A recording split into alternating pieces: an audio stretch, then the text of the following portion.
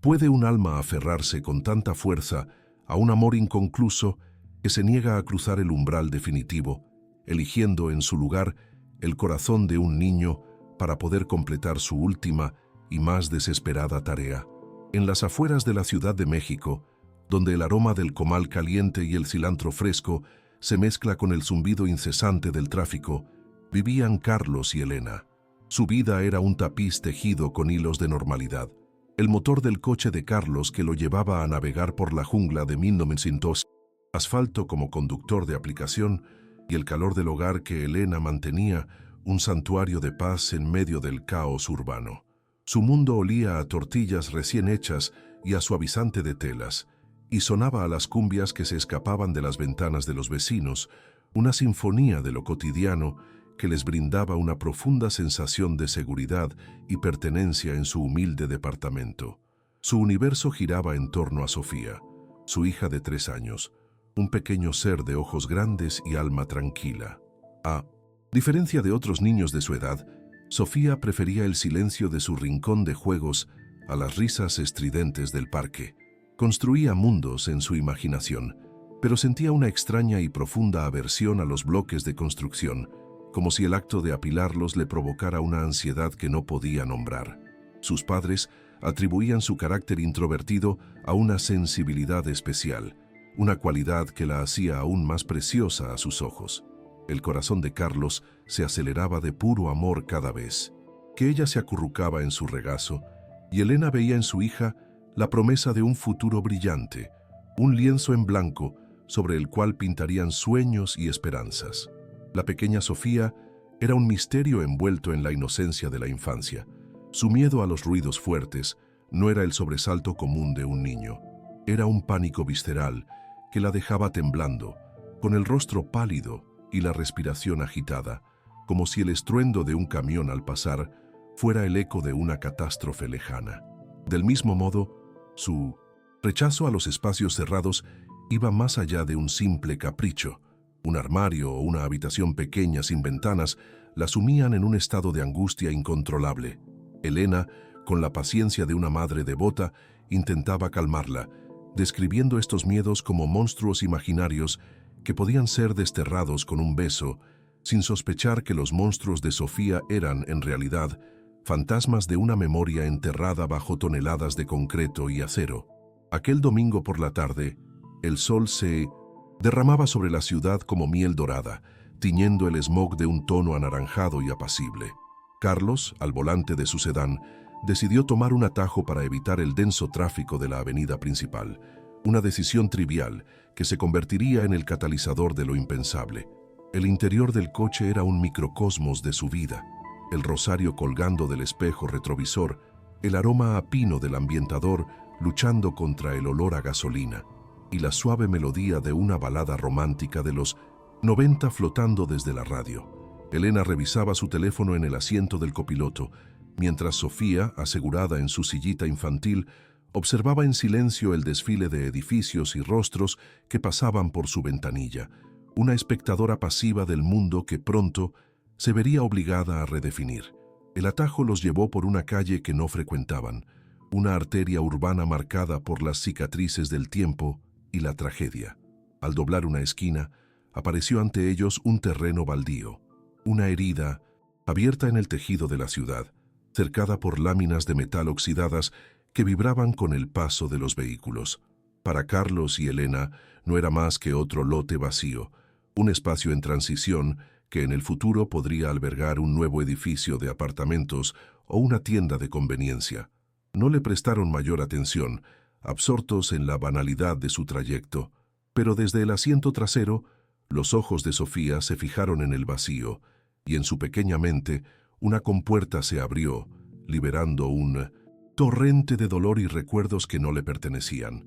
El aire tranquilo dentro del coche se rasgó de repente por un gemido agudo, un sonido que brotó de lo más profundo del pecho de Sofía. No era el llanto caprichoso de una niña por un dulce negado, sino un lamento cargado de una angustia adulta, una pena tan palpable que heló la sangre de sus padres. Carlos frenó instintivamente, el corazón martilleándole en el pecho. Elena se giró con la velocidad de una madre alarmada, esperando encontrar una rodilla raspada o un juguete perdido. Lo que vio, sin embargo, fue el rostro de su hija descompuesto por un horror incomprensible. Con su dedito tembloroso, Sofía apuntaba hacia el solar desolado, sus ojos anegados en lágrimas que no parecían de una niña de 3 años, sino de alguien que había perdido todo lo que amaba. ¡Mi oficina! ¡Mi oficina se cayó!, gritó Sofía, su vocecita infantil quebrada por la histeria.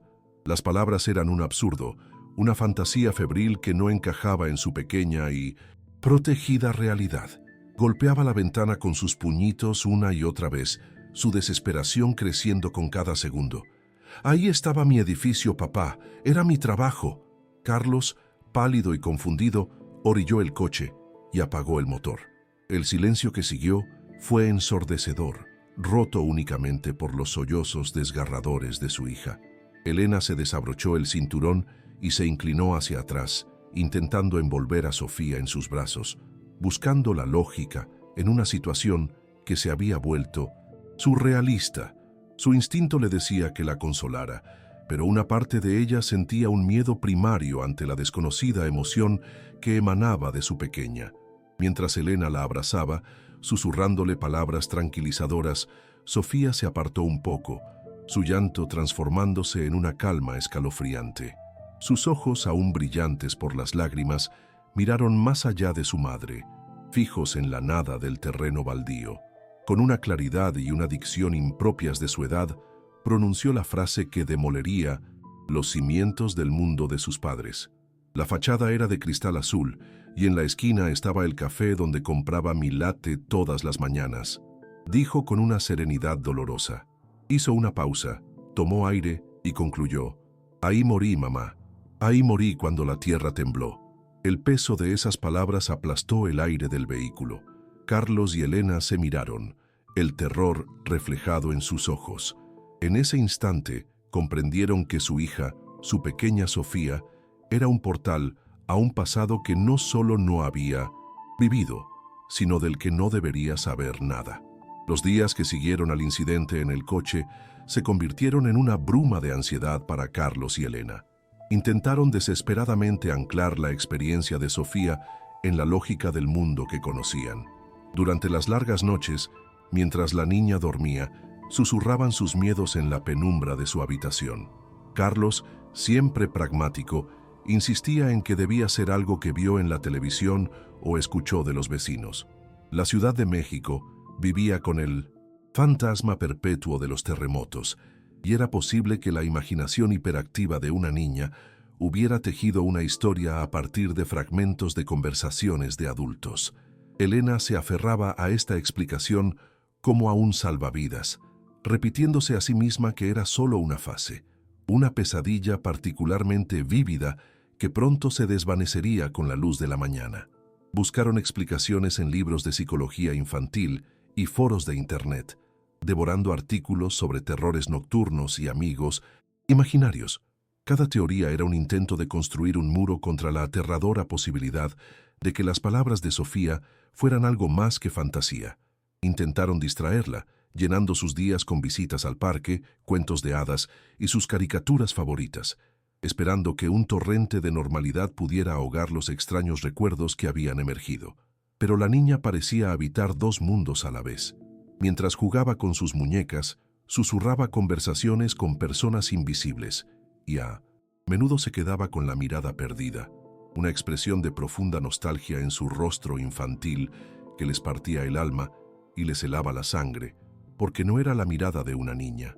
La primera grieta en su muro de negación apareció en la cocina, en una tarde cualquiera. Mientras Elena preparaba la comida, Sofía, sentada en el suelo, hablaba en voz baja con su osito de peluche. De repente, dijo con una claridad asombrosa, «Extraño a Taco.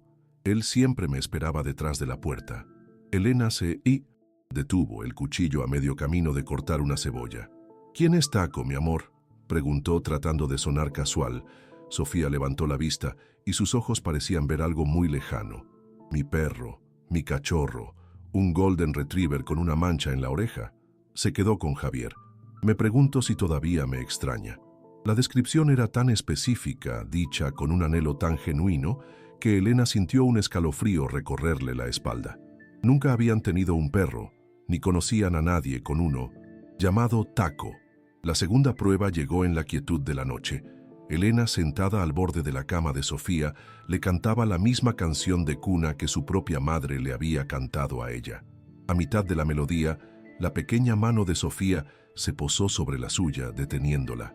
«Esa no, mami», susurró, y entonces, con una voz afinada y melancólica, comenzó a cantar una melodía completamente nueva, una nana con una letra compleja sobre un sol que nunca se apaga y un amor que trasciende la oscuridad.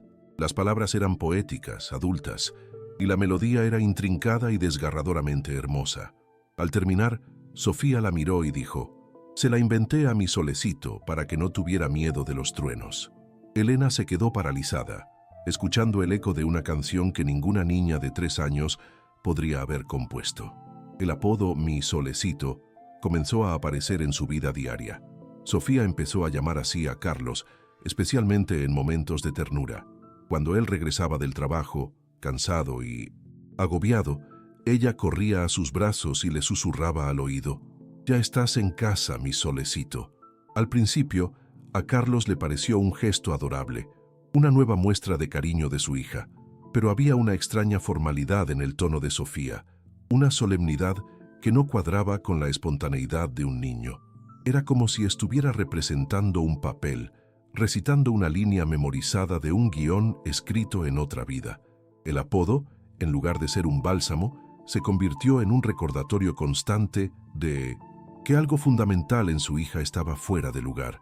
La angustia de los padres crecía con cada nueva revelación. La casa, que una vez fue su refugio, se sentía ahora como el escenario de un misterio que los superaba. Las conversaciones nocturnas se volvieron más tensas, teñidas de miedo y frustración. «¿Qué vamos a hacer, Elena?», preguntaba Carlos, pasándose las manos por el cabello. «Esto no es normal. La gente va a pensar que está loca, o que nosotros lo estamos». Elena, por su parte, luchaba contra la sensación de estar perdiendo a su hija, como si la niña que había criado estuviera siendo desplazada lentamente por una extraña, una mujer con recuerdos de perros, canciones y un hijo que no era de ellos. El amor por Sofía era inmenso, pero el miedo a lo desconocido comenzaba a abrir una brecha en su propia cordura. Su fe católica, que siempre había sido una fuente de consuelo y fortaleza, se convirtió en un laberinto de confusión. La reencarnación no tenía cabida en sus creencias. Era un concepto de religiones lejanas y exóticas. ¿Podría ser algo más siniestro? ¿Una posesión? La sola idea los aterrorizaba. Una noche, desesperados, envolvieron a Sofía en una manta mientras dormía y la llevaron a la parroquia de su barrio, buscando la guía del padre Miguel. Esperaban encontrar consuelo, quizás una bendición, una explicación divina para la prueba que estaban enfrentando. La iglesia, con su olor a cera e incienso, debería haberles traído paz, pero solo amplificó el sentimiento de que estaban profanando algo sagrado con sus dudas y temores. El padre Miguel, un hombre amable pero anclado en el dogma, los escuchó con una mezcla de compasión y escepticismo. Les habló del poder de la imaginación infantil, del trauma indirecto y de la necesidad de buscar ayuda profesional. «Dios no trabaja de esas maneras», les dijo suavemente, colocando una mano sobre el hombro de Carlos. «Recen por su hija, pidan claridad, pero también consideren hablar con un buen psicólogo infantil. A veces las mentes de los pequeños crean historias complejas para procesar emociones que no comprenden». Salieron de la parroquia sintiéndose más solos y desamparados que nunca. La ciencia los llamaba locos y ahora la religión también. No tenían a dónde ir, atrapados con una verdad imposible que solo ellos conocían. El punto de no retorno llegó una tarde lluviosa. Sofía, que había estado dibujando en silencio, se acercó a su madre con una hoja de papel. No era el garabato habitual de «una casa con un sol sonriente». Era un dibujo sorprendentemente detallado, una especie de plano arquitectónico. «Mira, mamá, esta era mi oficina», dijo, señalando un rectángulo en el centro. Con su dedito trazó las líneas. «Esta era mi mesa, y desde mi ventana se veía el Ángel de la Independencia, pero chiquito, muy lejos. Marco se sentaba aquí y Lucía allá. Su voz era monótona, como la de un guía de museo recitando hechos. El corazón de Elena latía con fuerza. Cada palabra era un clavo más en el ataúd de su escepticismo. Luego, Sofía tocó un punto específico en el dibujo, un pequeño cuadrado que representaba una columna de soporte. Su expresión se ensombreció. «Esta columna», susurró, y un escalofrío recorrió a Elena. Siempre supe que estaba mal. Cuando la golpeaba sonaba hueca. Se lo dije a mi jefe, pero nunca me hizo caso. Después levantó la vista del papel, sus ojos fijos en los de su madre, y añadió con una finalidad escalofriante: «Marco y Lucía murieron conmigo. Todo se puso oscuro al mismo tiempo para los tres. No tuvimos tiempo de tener miedo. La precisión técnica, los nombres, la historia, era una avalancha de información que ninguna niña podría inventar. La fantasía había terminado.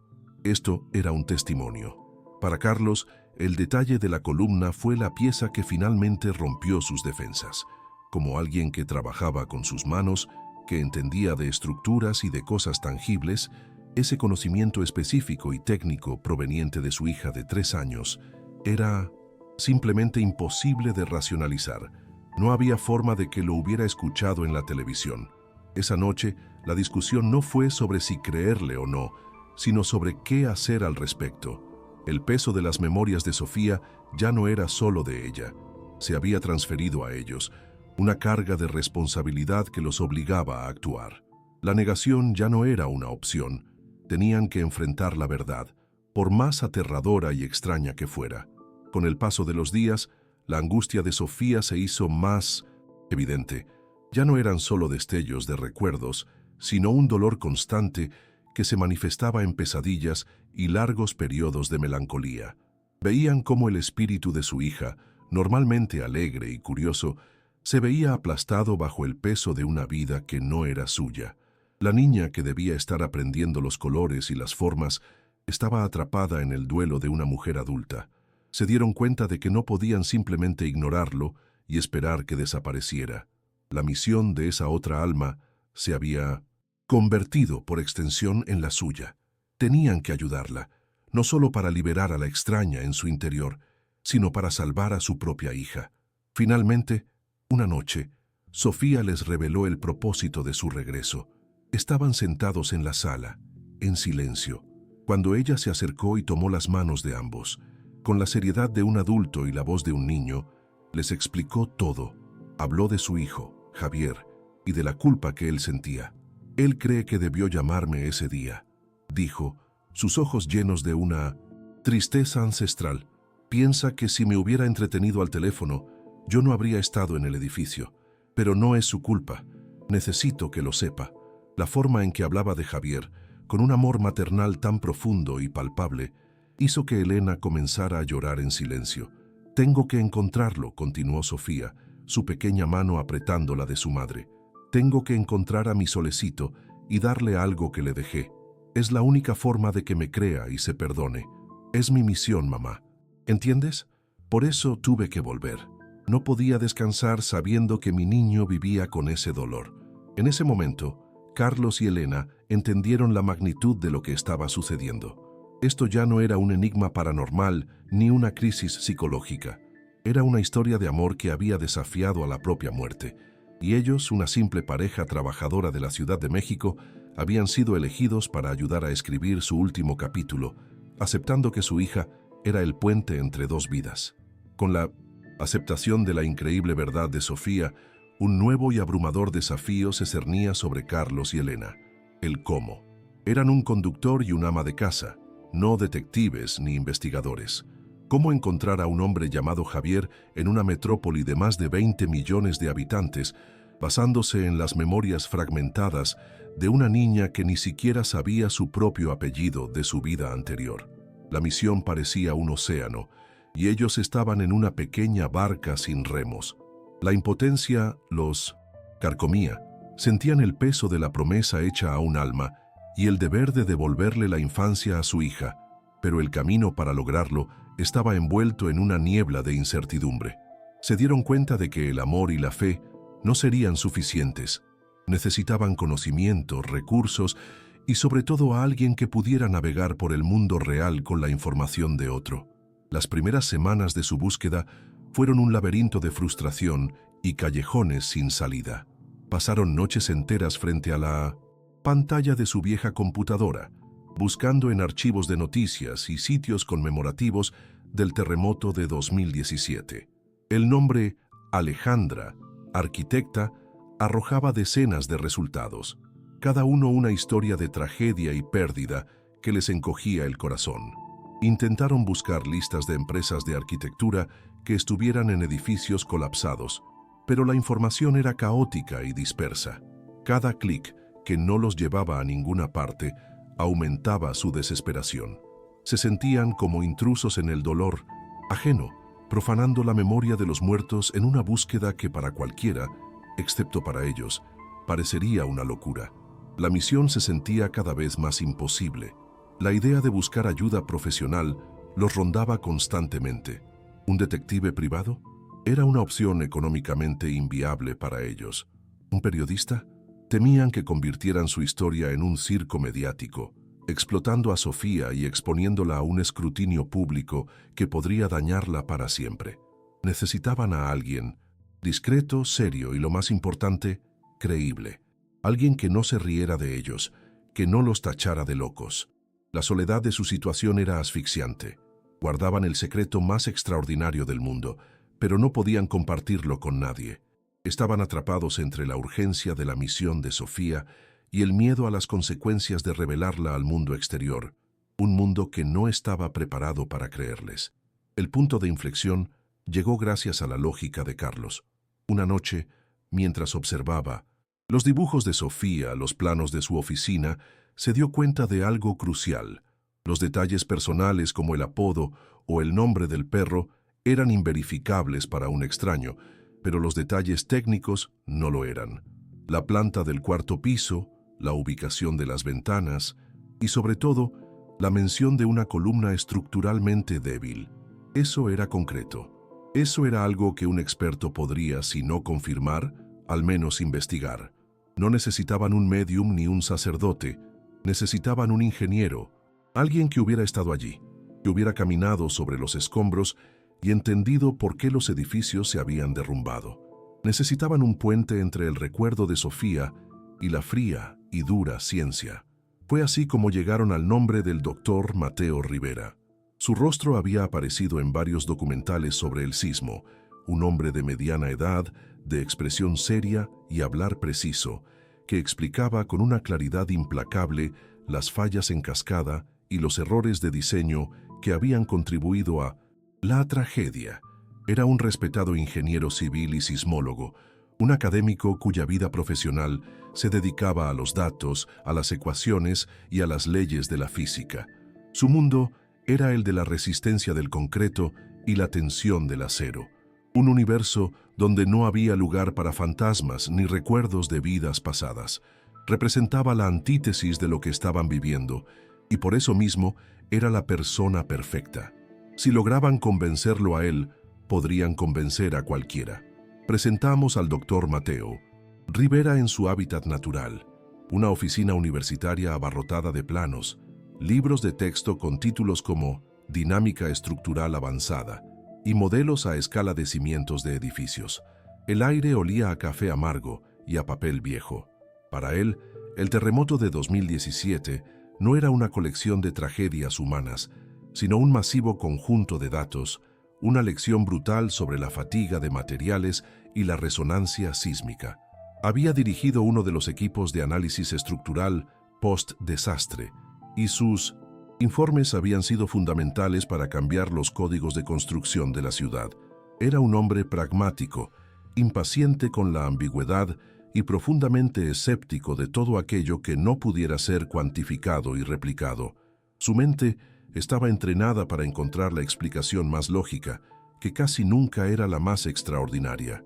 La llamada de Elena al doctor Rivera fue uno de los actos más difíciles de su vida. Con el corazón en la garganta, marcó el número de su oficina en la universidad, ensayando las palabras en su cabeza. Su voz temblaba mientras intentaba explicar la situación, consciente de lo desquiciada que sonaba.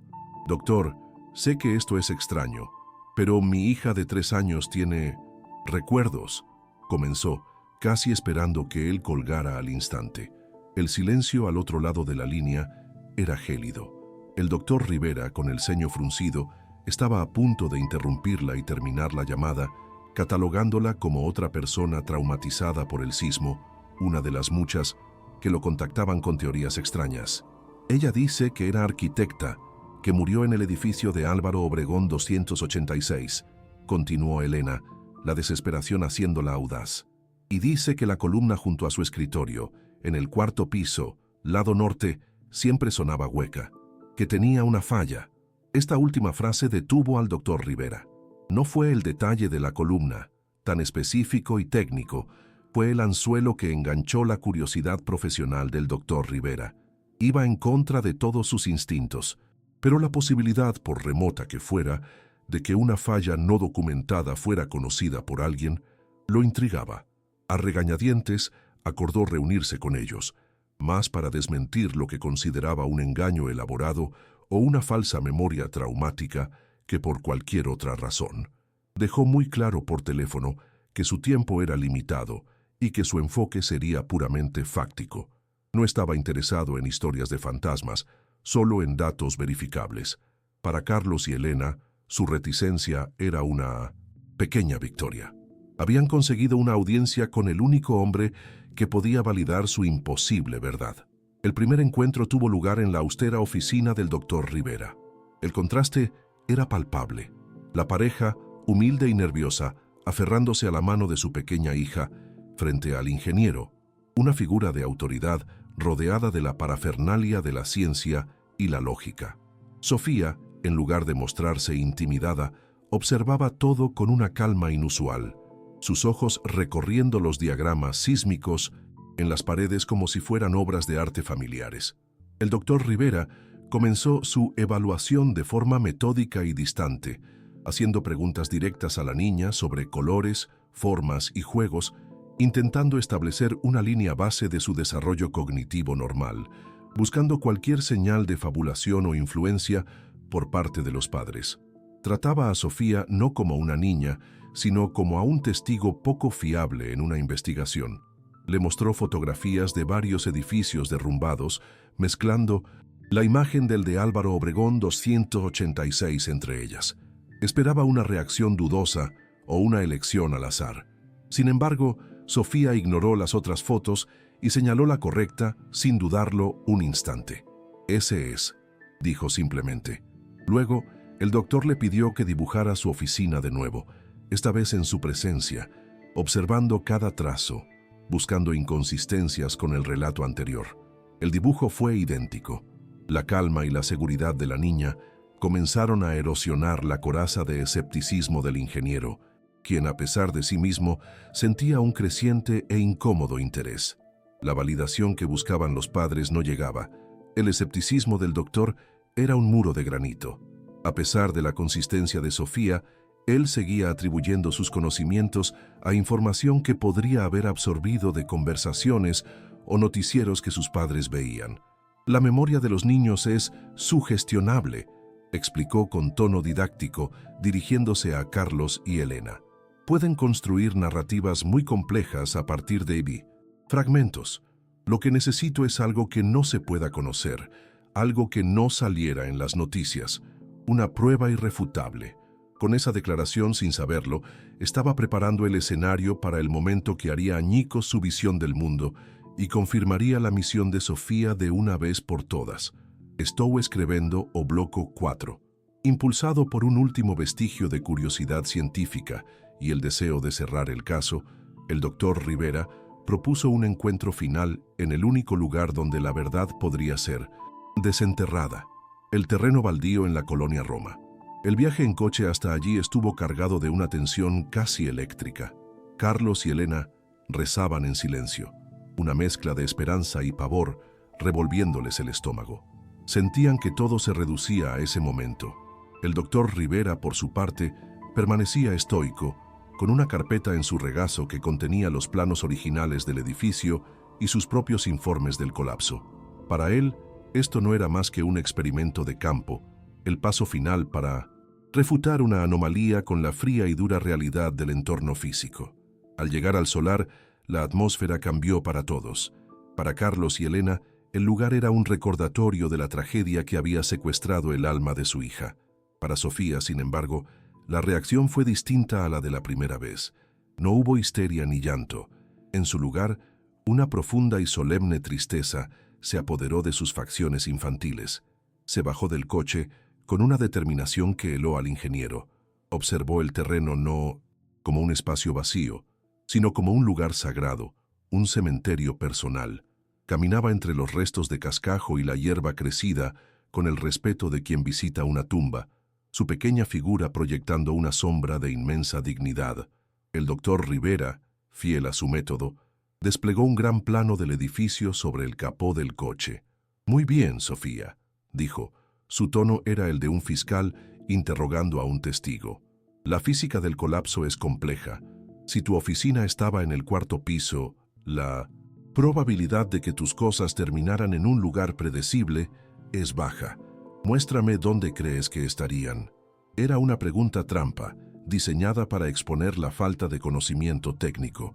Esperaba que señalara al azar, que dudara, que su historia finalmente se desmoronara bajo el peso de la ciencia.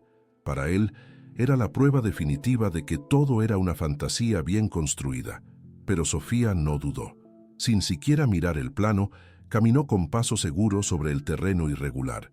Pasó por el centro del lote, donde la mayor parte de la estructura se había concentrado, y se dirigió hacia una de las esquinas traseras. El edificio no explotó, se aplastó. Fue un colapso tipo panqueque, dijo, utilizando el término técnico exacto que dejó al doctor Rivera momentáneamente sin aliento. Mi lado del edificio cayó casi en vertical, pero el impulso lo desvió un poco hacia atrás. Se detuvo y apuntó con su pie a un punto específico del suelo. El ingeniero bajó la vista a su propio informe, donde sus simulaciones por computadora mostraban exactamente ese patrón de derrumbe. Una primera gota de sudor frío le recorrió la sien. En la mente del doctor Rivera se desató una batalla campal. La lógica luchaba desesperadamente por encontrar una explicación racional. Coincidencia. Era una coincidencia estadística, una de una en 1.000.000. Los padres debieron haber investigado. Quizás leyeron algún informe técnico filtrado y la entrenaron. Su cerebro científico, una fortaleza de certezas y ecuaciones, se negaba a rendirse ante lo inexplicable. Mantuvo su expresión neutra, una máscara de control profesional, pero por dentro, el suelo bajo sus pies comenzaba a sentirse tan inestable como el de aquel día de septiembre de 2017. Necesitaba algo más, una prueba que fuera imposible de falsificar, un dato que no existiera en ningún informe público. Decidió jugar su última carta. Se agachó para quedar a la altura de Sofía, su mirada intensa, fija en la de ella. Durante las labores de rescate, explicó, lentamente, se encontraron muchos objetos personales, cientos de ellos. Piensa con cuidado, Alejandra. Usó el nombre por primera vez, una táctica para ver su reacción.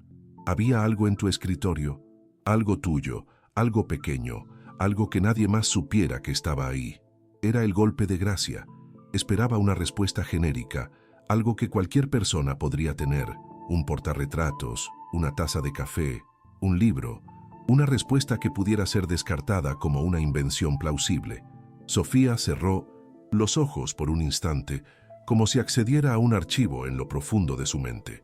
No estaba sobre mi escritorio, lo guardaba adentro, respondió con una voz suave pero firme. En el último cajón de la derecha, el que siempre se atoraba. Tenía una caja de metal para que no se perdieran mis cosas importantes. Hizo una pausa, y el detalle que dio a continuación fue lo que empezó a demoler el muro del ingeniero. Era una lata de galletas danesas, redonda, de color azul, con dibujos de soldaditos.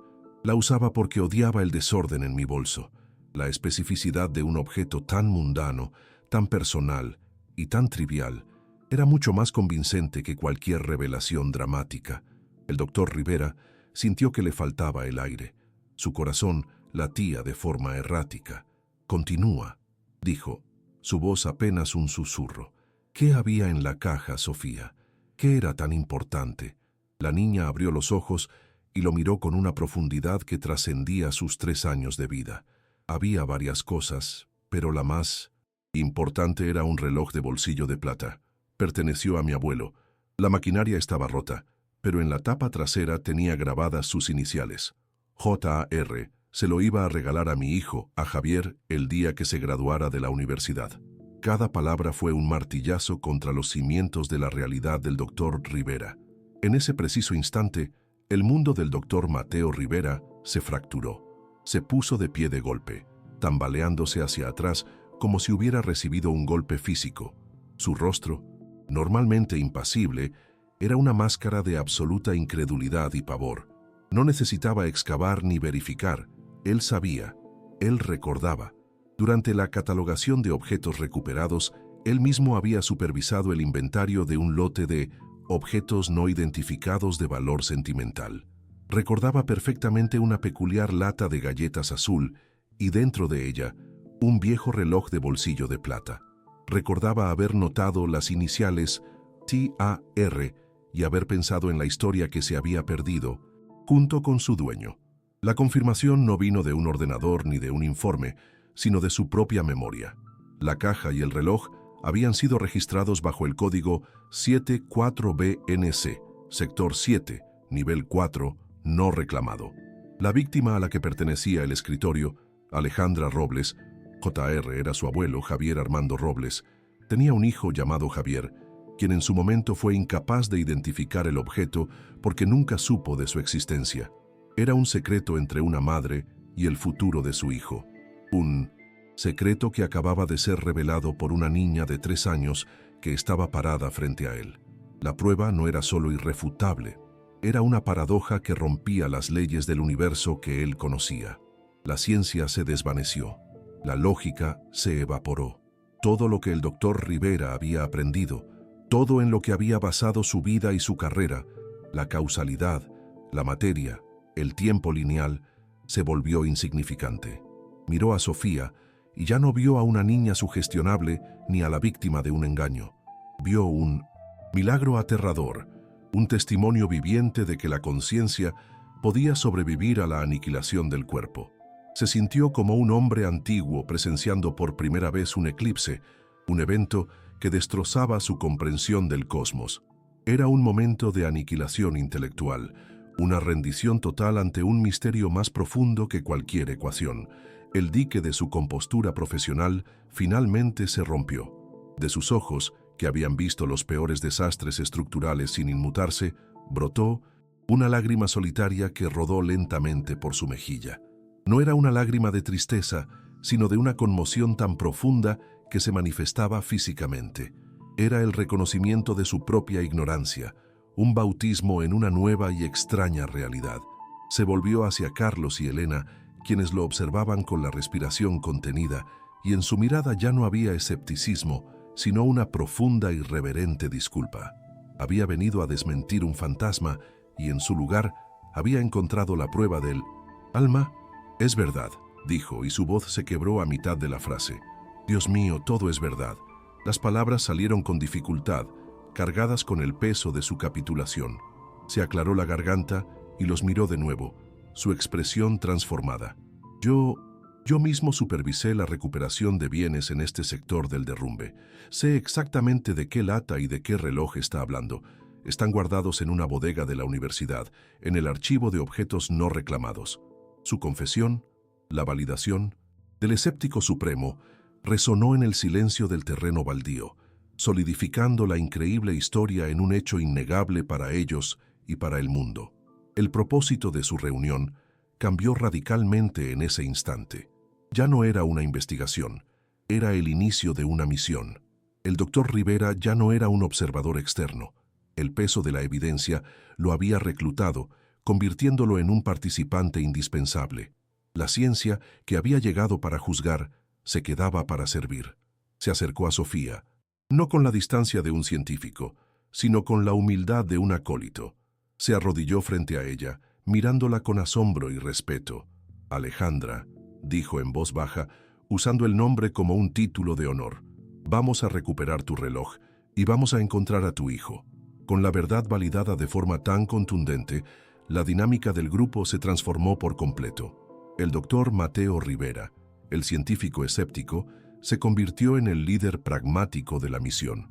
Su autoridad profesional y su red de contactos eran las llaves que Carlos y Elena nunca habrían podido conseguir. Con una energía renovada y un sentido de propósito que bordeaba lo sagrado, el ingeniero comenzó a hacer llamadas. Navegó la burocracia de la universidad con una precisión quirúrgica, invocando protocolos de investigación y su propio estatus como jefe del Comité de Análisis Estructural. Ya no eran una familia desesperada con una historia increíble. Ahora eran un equipo de investigación con un testigo creíble y un objetivo claro, respaldado por la misma ciencia que antes los había rechazado. La esperanza por primera vez se sentía tangible. La visita a la bodega de archivos de la universidad fue un evento surrealista. El lugar era un laberinto de estanterías metálicas, frío, estéril y con un penetrante olor a polvo y preservativos químicos, un fuerte contraste con la naturaleza profundamente espiritual de su búsqueda. Un archivista con guantes de algodón, siguiendo las órdenes del doctor Rivera, les entregó una caja de cartón sellada con cinta de evidencia y marcada con el código 74BNC. El silencio era denso mientras el doctor cortaba el sello. Dentro, anidada en espuma protectora, estaba la lata de galletas danesas, un objeto de color azul brillante en un mundo de grises, ligeramente abollada por la inimaginable presión que había soportado. Al abrirla, el reloj de bolsillo de plata reposaba adentro, opaco por el tiempo pero intacto, un corazón metálico que había dejado de latir pero cuya historia seguía viva. Con la prueba física en su poder, el siguiente paso era encontrar a Javier. El doctor Rivera accedió a los archivos confidenciales de las víctimas del terremoto, un proceso que ahora estaba justificado bajo el pretexto de cerrar un caso de propiedad no reclamada. Encontró la información de contacto de Javier Robles, el único hijo de la arquitecta Alejandra Robles. La dirección y el teléfono eran de hacía 8 años, pero era un punto de partida. Fue el propio doctor quien hizo la llamada, su voz calmada y profesional enmascarando la extraordinaria naturaleza de la situación. No mencionó reencarnaciones ni mensajes del más allá. Simplemente se presentó, explicó el descubrimiento reciente de un objeto de alto valor sentimental y solicitó una reunión para confirmar su pertenencia, un enfoque lógico para una verdad ilógica. Javier aceptó la reunión. Su voz al teléfono sonaba distante, teñida por una capa de dolor antiguo que el tiempo no había logrado erosionar. La curiosidad pareció ganarle a la apatía de su duelo. Acordaron encontrarse en una pequeña y tranquila cafetería en La Condesa, un territorio neutral que se sentía menos intimidante que una oficina o su propia casa. En las horas previas al encuentro, el ambiente en el hogar de Carlos y Elena era una mezcla de ansiedad y expectación. Sofía, por el contrario, estaba inusualmente serena, como un actor esperando su entrada en el último acto de una obra. Parecía entender la importancia del momento, conservando la energía de Alejandra para el encuentro final, la culminación de su inexplicable viaje a través de la vida y la muerte. El momento del encuentro llegó. Javier era un joven de 20 y tantos años, con la misma mirada profunda que Sofía a veces adoptaba, pero en él estaba nublada por una tristeza perpetua. Se sentó a la mesa, educado pero visiblemente resguardado, preparado para un trámite burocrático y doloroso. Escuchó con paciencia la explicación del doctor Rivera sobre cómo se había recuperado el objeto. Entonces Elena, que sostenía a Sofía en su regazo, sintió que la niña se enderezaba. Sofía miró directamente a Javier y con una voz clara y suave pronunció una sola palabra, un secreto que era solo de ellos dos, una llave que abría la puerta de todos los recuerdos. Solecito. Javier se quedó helado. La palabra, ese apodo íntimo que no había escuchado en 8 años, lo golpeó con la fuerza de una onda expansiva. Su rostro palideció y su mirada se clavó en la niña. Una tormenta de confusión, incredulidad y dolor desatándose en sus ojos. Antes de que pudiera formular una pregunta, el doctor Rivera deslizó suavemente la lata de galletas sobre la mesa y la abrió, revelando el reloj de bolsillo. Javier ahogó un grito. Lo reconoció de las viejas fotografías de su abuelo. Y como si eso no fuera suficiente, Sofía comenzó a tararear suavemente la melodía de la canción de cuna, la que su madre le había inventado para calmar sus miedos a las tormentas. El apodo, el reloj y la canción secreta. Era una trinidad imposible que destrozó sus defensas y confirmó lo impensable. Las lágrimas brotaron de los ojos de Javier, un torrente de duelo y asombro que había estado contenido por años. Ya no veía a una niña, veía a su madre, veía su esencia, su amor, mirándolo desde unos ojos imposibles. Sofía, con la calma de un alma que ha esperado mucho tiempo, extendió su pequeña mano sobre la mesa. «No fue tu culpa, mi solecito. Nunca», dijo, su voz infantil entregando un perdón. «Adulto, yo no sentí nada. Todo fue muy rápido. Ahora tienes que ser feliz, ¿me lo prometes? Tienes que vivir». Javier tomó su manita, sus sollozos sacudiendo todo su cuerpo mientras asentía, incapaz de hablar. En ese contacto, el perdón fue entregado y recibido. En el instante en que sus manos se tocaron y la promesa fue aceptada, un cambio sutil pero definitivo recorrió a Sofía. Una tensión que siempre había habitado su pequeño cuerpo pareció disolverse. La antigua sabiduría en sus ojos se desvaneció, reemplazada por la simple y clara curiosidad de una niña de 3 años. Parpadeó, mirando al hombre que lloraba frente a ella como si lo viera por primera vez. Se giró, buscó la seguridad del abrazo de su madre y susurró: «Mami, quiero mi jugo». La misión había terminado. El alma de Alejandra Robles, habiendo liberado a su hijo de la culpa, finalmente estaba en paz y podía marcharse. Y Sofía, por primera vez en su corta vida, estaba completa y absolutamente sola en su propio cuerpo, libre para ser simplemente una niña. 10 años después, en un parque soleado de la Ciudad de México, una adolescente de 13 años corre tras un balón de fútbol, su risa mezclándose con la de sus amigos. Su nombre es Sofía. Es una joven vibrante y creativa, con un talento notable para el dibujo y un sueño de convertirse en diseñadora gráfica. No hay rastro en ella de la niña pequeña y solemne que una vez fue. Los miedos a los ruidos fuertes y a los espacios cerrados se han desvanecido por completo. Son como fantasmas de una infancia que apenas recuerda. Las memorias de Alejandra, del edificio que se derrumbó, del hijo que no era suyo, se han retirado a las profundidades de su subconsciente, dejando solo un eco imperceptible en su afinidad por el arte. Para ella, la historia de su otra vida es solo eso, un cuento extraño que sus padres le han contado, una leyenda familiar que escucha con la misma fascinación distante con la que escucharía un mito antiguo. Para Carlos y Elena, ver a su hija vivir una adolescencia tan vibrantemente normal es el mayor de los milagros. Cada día es un testimonio de su extraordinaria travesía. Su fe, una vez sacudida hasta los cimientos, fue reconstruida sobre una base más amplia y compasiva, una que aceptaba los misterios que se encuentran más allá de los dogmas. La experiencia los unió con un lazo inquebrantable, forjado en el fuego de lo imposible. Miran a Sofía no solo como su hija, sino como un símbolo de esperanza, un recordatorio de que el amor es la fuerza más persistente del universo. Cada logro de ella, cada risa, cada pequeño acto de rebelión adolescente es para ellos una celebración, la prueba de que lograron cumplir su misión, devolverle a su hija la infancia que otra alma le había pedido prestada. El doctor Mateo Rivera nunca volvió a ser el mismo. Continuó su ilustre carrera como ingeniero, pero el escepticismo dogmático que lo había definido fue reemplazado por una profunda humildad. Se convirtió en un hombre que escuchaba más de lo que hablaba, consciente de que las verdades más grandes del universo a menudo no se encuentran en los datos, sino en los espacios intermedios. Por su parte, Javier, liberado del ancla de la culpa, finalmente se permitió vivir.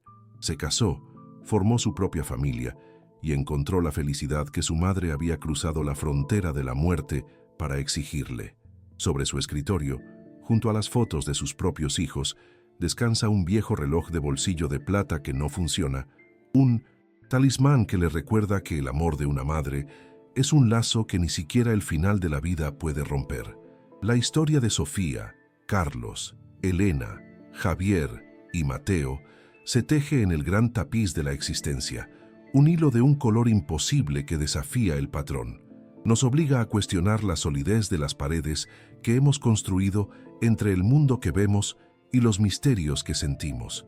Nos pregunta si el amor, la culpa y las promesas incumplidas tienen una energía tan potente que pueden sobrevivir al colapso de la carne y el hueso para encontrar un nuevo recipiente.